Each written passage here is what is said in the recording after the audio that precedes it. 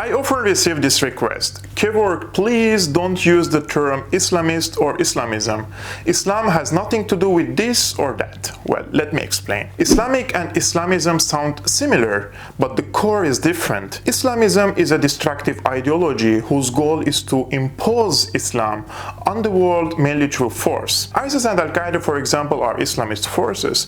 They resort to violence to reach their political goals, using religion as a force to attract fighters, indoctrinate them, and make them ready to die in the name of God. The Islamist is a person who hates the others that include all religions and even certain sects within Islam. Even within the Sunni sect, if a Sunni person refuses to obey the Islamist rule and calls for equal rights for all, such as the case of millions of Sunni Syrians who refused the Islamist rule and therefore stood with the government of Damascus, they were targeted, killed and slaughtered after accusing them of being Khawarij or dissenters. That's why Islamism is not only a danger on other religions but also on Muslims themselves.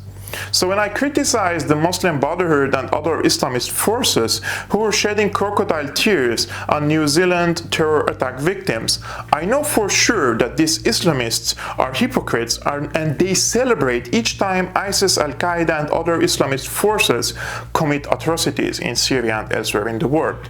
Look, I'm not denying the fact that there are violent texts in the Quran.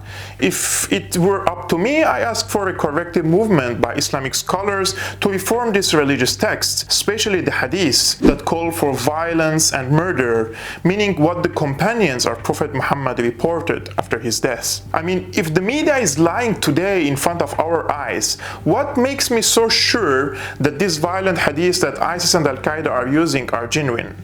On the other hand, Islam is the face of 1.4 billion people.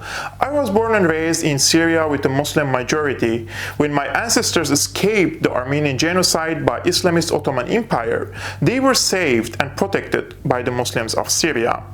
So most Syrian Muslims are peaceful people and they refuse the Islamist way of life, they refuse to be ruled by Islamist forces, and that's why this Islamist uprising in Syria has failed so miserably. I hope that I succeeded in delivering my ideas to you. If you appreciate my work, please hit the like button, subscribe and become my patron, which really helps me continue the independent work.